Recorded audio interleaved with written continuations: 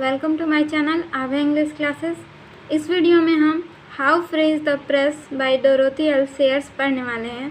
पिछले वीडियो में हमने द सोल्जर चैप्टर का क्वेश्चन आंसर एंड समरी को देखा था। आई होप आपको वो वीडियो अच्छा लगा होगा। अगर आपने वो वीडियो नहीं देखा है तो मैं इसका लिंक डिस्क्रिप्शन में डाल दूँगी, आप वहाँ से देख सकते हैं। सबसे पहले इस चैप्टर में मैं इसका इंट्रोडक्शन, उसके बाद मैं चैप्टर पढ़ाऊँगी। स्टार्ट करते हैं इंट्रोडक्शन को। Dorothy Lee Sayers 1893 to 1957, essayist, playwright, poet and writer of detective fiction.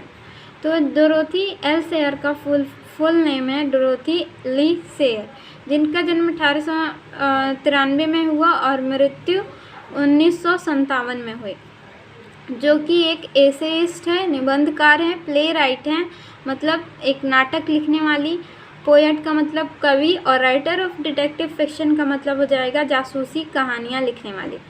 Was educated eight Somerville college, जिनकी पढ़ाई या फिर जिन्होंने समरविले कॉलेज से पढ़ाई की, जो कि ऑक्सफोर्ड में है। In 1915 Sayers become one of the first women to graduate from Oxford University. तो जो डोरोथी एल सेयर हैं वो 1915 में ऑक्सफोर्ड यूनिवर्सिटी से ग्रेजुएट होने वाली पहली महिलाओं में से एक थी। ठीक है, मतलब जितनी भी उस साल महिलाएं थी उनमें से एक थी। Her published works include Clouds of Witness, Unnatural Death, Lord Peter Views the Body, Nine Tailors, Gaudy Night. ये उनके इम्पॉर्टेंट वर्क्स हैं, यानी उनकी किताबें हैं, उपन्यास हैं।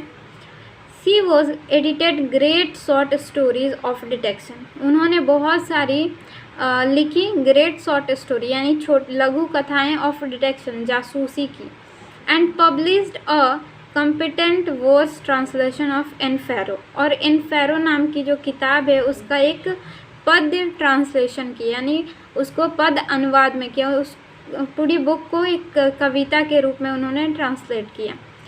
इन the essay how free is the press she writes with clarity of thought. और ये जो ऐसे है, ये जो निबंध है how free is the press, उसमें उन्होंने थॉट यानी विचार के क्लैरिटी यानी स्पष्टता के साथ to make a strong case against misreporting by the press, जिसमें उन्होंने लिखा है स्ट्रॉन्ग केस। ठीक है, एक बहुत ही मजबूत केस लिखा है miss reporting by the press. Press के द्वारा जो मिस रिपोर्टिंग होती है, कोई गलत चीज़ छापी जाती है, फिर गलत मतलब सूचनाएं फैलाई जाती हैं, उसके खिलाफ उन्होंने एक स्ट्रॉन्ग केस बनाया है। और against the miss use of freedom of the press, और फ्रीडम ऑफ प्रेस यानी प्रेस की जो आज़ादी है उसके मिस यूज के अगेंस्ट भी उन्होंने इस बुक में, इस एसे में लिखा हुआ है। यहाँ पे इंट्रोडक्शन ख़त्म हो गया। हम यहाँ से चैप्टर को देखते हैं। How free is the press, यानी कितना प्रेस जो है वो फ्री है। That without a free press there can be no free people is a thing that all free people take for guaranteed. तो यहाँ पे बोला जा रहा है कि जो फ्री प्रेस है उसके बिना कोई भी फ्री नहीं हो सकता। ठीक है, मतलब जहाँ पे प्रेस को आज़ादी नहीं है वहाँ पे लोग आज़ाद नहीं हो सकते। ये एक ऐसी चीज़ है जिसको जो फ्री लोग हैं यानी जो आज़ाद लोग हैं वो टेक फॉर गारंटीड यानी गारंटी के तौर पे लेते हैं, मतलब बिना किसी क्वेश्चन के उसको एक्सेप्ट करते हैं कि हाँ, जहाँ पे प्रेस को आज़ादी नहीं है वहाँ पे लोग आज़ाद नहीं हो सकते हैं। We need not discuss it, हमें इसको डिस्कस, इस पे चर्चा करने की ज़रूरत नहीं है। Nor we will we at this moment discuss the restriction placed upon the press in the time of war, और ना ही हमें इस समय जो युद्ध के दौरान यानी जो टाइम ऑफ वॉर यानी जब युद्ध चल रहा होता है उस समय प्रेस पे जो रेस्ट्रिक्शन लगाए जाते हैं, ना ही उस पर हम चर्चा करने वाले हैं। ठीक है, मैंने हम अभी उस पर चर्चा करने वाले नहीं हैं, क्योंकि हो सकता है कि वॉर के दौरान इसलिए रेस्ट्रिक्शन लगाई जाती है ताकि जो गलत न्यूज़ है वो ना बाहर फैले। At such times all liberties have to be restricted, और इस समय मतलब वॉर जैसे समयों में जो सारी लिबर्टीज़ होती हैं, जो सारी आज़ादी होती हैं, वो रिस्ट्रिक्टेड कर दी जाती हैं, प्रतिबंधित कर दी जाती हैं, उस पर रोक लगा दी जाती है।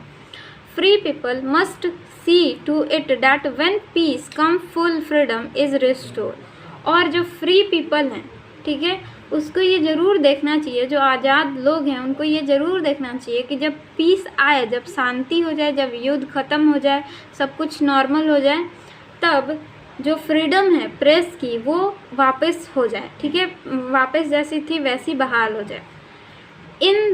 इन द मीन टाइम, और इसी बीच, it may be wholesome to consider what that freedom is. और इसी बीच ये अच्छा होगा, होलसम का मतलब अच्छा होगा कि हम इस पे सोचें, विचार करें कि एक्चुअली में ये फ्रीडम है क्या, प्रेस की जो आज़ादी है वो है क्या, and how far it is truly desirable, और कहाँ तक ये डिज़ायरेबल है, कहाँ तक ये होना चाहिए सच में। It may turn out to be no freedom at all, ये भी हो सकता है कि ये फ्रीडम ना हो, ठीक है, किसी हाल में ये फ्रीडम ना हो, जो हमें लग रहा है कि ये फ्रीडम है, हो सकता है ये फ्रीडम ना हो। और even a mere freedom to tyrannies, और ये हो सकता है कि ये अत्याचारियों की एक आज़ादी हो, ठीक है, और हमें लग रहा है कि ये आज़ादी है, बट हो सकता है ये आज़ादी ना हो, या फिर ये अत्याचारियों की एक आज़ादी हो सकती है। फॉर टायरनी इज़, और अत्याचार की जो फ्रीडम है वो है in fact the uncontrolled freedom of the one man और one gang to impose its will on the world. और जो अत्याचार है और जो टायरनी है वो है अनकंट्रोल्ड फ्रीडम। अनकंट्रोल्ड फ्रीडम का मतलब अनियंत्रित आज़ादी किसी एक आदमी की या फिर किसी एक गैंग की, जो कि अपना जो विल है, अपनी जो इच्छाएं हैं वो पूरे वर्ल्ड पे थोप रहा है, वो हो सकता है हमारा टायरनी, ठीक है, अत्याचार हो सकता है। हमें किसी को भी इतनी आज़ादी नहीं देनी चाहिए कि वो अपनी इच्छा को दूसरे पे थोपे। नेक्स्ट देखते हैं paragraph second. When we speak of the freedom of the press, जब हम प्रेस की आज़ादी की बात करते हैं, we usually mean freedom in a very technical and restricted sense. तो हम सामान्यतः फ्रीडम से मतलब हमारा होता है टेक्निकल यानी तकनीकी, और रेस्ट्रिक्टेड का मतलब प्रतिबंधित भाव में, ठीक है, मतलब जो प्रेस की जो आज़ादी होती है वो टेक्निकल होती है और थोड़ी बहुत उस पर रेस्ट्रिक्शन भी होती है। नेमली फ्रीडम फ्रॉम डायरेक्शन और सेंसरशिप बाय द गवर्नमेंट। और जो फ्रीडम होती है वो कहाँ से होती है, मतलब ना ही उसको कोई गवर्नमेंट कोई डायरेक्शन दे सकती है और ना ही उस पर सेंसरशिप लगा सकती है, मतलब उस पर कोई सेंसरशिप नहीं होना चाहिए या फिर उसको किसी गवर्नमेंट के द्वारा डायरेक्ट नहीं किया जाना चाहिए, तब हम समझते हैं कि प्रेस जो है वो फ्री है। सेंसरशिप का मतलब हो जाता है रेस्ट्रिक्शन, ठीक है, किसी गवर्नमेंट द्वारा प्रेस पे लगाया गया रेस्ट्रिक्शन को हम यहाँ पे सेंसरशिप बोलेंगे। In this respect, the British press is under ordinary condition। और इस रिस्पेक्ट में और इस मतलब जगह पे जो ब्रिटिश प्रेस है यानी जो ब्रिटेन की जो प्रेस है, अंडर ऑर्डिनरी कंडीशन सामान्य स्थिति में सिंगुलरली फ्री, वो आज़ाद है, ठीक है, जो सामान्य कंडीशन है सामान्य स्थिति में वो फ्री होती है। It can attack the policy and political character of minister। और ये जो है ये अटैक कर सकती है, हमला कर सकती है पॉलिसी यानी जो नीति होती हैं और पॉलिटिकल कैरेक्टर ऑफ मिनिस्टर्स। और पॉलिटिकल कैरेक्टर ऑफ मिनिस्टर का मतलब हो जाएगा जो मंत्री हैं उनकी जो राजनीतिक कैरेक्टर है, जो चरित्र है, उस पर अटैक कर सकती है, उस पर हमला कर सकती है, उनके पोल को खोल सकती है। Interfere in the delicate machinery of foreign diplomacy. और जो फॉरेन यानी हो जाएगा विदेशी जो नीति होती हैं उसके मशीनरी, डेलिकेट मशीनरी यानी नाजुक जो कामकाज की जो तैयारियां होती हैं, कूटनीति होती है, उस पर इंटरफेयर कर सकती है, हस्तक्षेप कर सकती है। Conduct campaign to subvert the constitution. और कंडक्ट कैंपेन चला सकती है, आंदोलन चला सकती है। सबवर्ट का मतलब होता है पलटना या फिर उसको पतन कर देना, उसको मतलब हटा देना, ठीक है। सबवर्ट द कॉन्स्टिट्यूशन, और हमारे जो कॉन्स्टिट्यूशन है, संविधान है, उसको पलट सकती है, उसके लिए कैंपेन चला सकती है।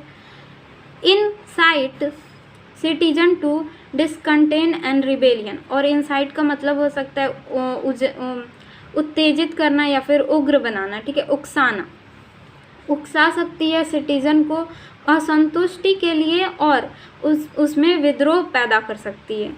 एक्सपोज स्कैंडल एंड फॉर्मेंट ग्राइवनेस, ठीक है, और एक्सपोज स्कैंडल यानी घोटालों का एक्सपोज कर सकती है, पोल खोल सकती है, बाहर उजागर कर सकती है। एक्सपोज मतलब बाहर ला सकती है, उसको उजागर कर सकती है। और फॉर्मेंट ग्राइवेंसेस, और जो बहुत ज़्यादा संगीन जो शिकायतें हैं उसको बाहर ला सकती है। And generally Harry and labourer the servant of the state, और अक्सर मतलब आमतौर पे क्या कर सकती है, हैरी कर सकती है, और लेबरर यानी सर्वेंट ऑफ स्टेट यानी स्टेट के जो सर्वेंट्स हैं यानी नेता हैं उनको क्या कर सकती है, परेशान कर सकती है, उनको प्रॉब्लम में डाल सकती है। विथ ऑलमोस्ट परफेक्ट लिबर्टी, वो जो कि है लगभग परफेक्ट लिबर्टी के साथ, ठीक है, यानी अच्छा खासा लिबर्टी के साथ। अगर उनको बहुत अच्छी लिबर्टी दी जाए तो ये सब काम ये कर सकते हैं। On occasion it can become a weapon to coerce the government to conform to what it asserts to be the will of the people, और किसी ओकेज़न पे, किसी मौके पे ये एक वेपन भी बन सकती है जो कि गवर्नमेंट पे फोर्स बना सकती है, to confirm to what it asserts to be the will of the people. जो भी लोग मतलब चाहते हैं, जो भी मतलब कोई काम वो करवाना चाहते हैं तो उसके लिए वो लोगों पे गवर्नमेंट पे फोर्स भी डाल सकती है, एक वेपन की तरह इस्तेमाल करके वो गवर्नमेंट के ऊपर फोर्स भी डाल सकती है। नेक्स्ट देखते हैं। So far this is all to the good, और यहाँ तक तो ये सब अच्छा है। Occasionally this freedom may produce disastrous hesitation and inconsistencies in public policy, और कभी कभी ये जो फ्रीडम है ये डिज़ास्टरस यानी बर्बादी, और हेजिटेशन यानी संकोच, और इनकन्सिस्टेंस का मतलब विसंगतिपूर्ण इन पब्लिक पॉलिसी, ठीक है, ये पब्लिक पॉलिसी में प्रॉब्लम खड़ी कर सकती है। और tend to hamper the swift execution of emergency measures, और जो आपातकालीन उपाय हैं उनके एग्जीक्यूशन में यानी उसके निष्पादन में ये हैम्पर यानी प्रॉब्लम खड़ी कर सकती है। But generally speaking it works to secure and sustain the central doctrine of democracy as we understand it.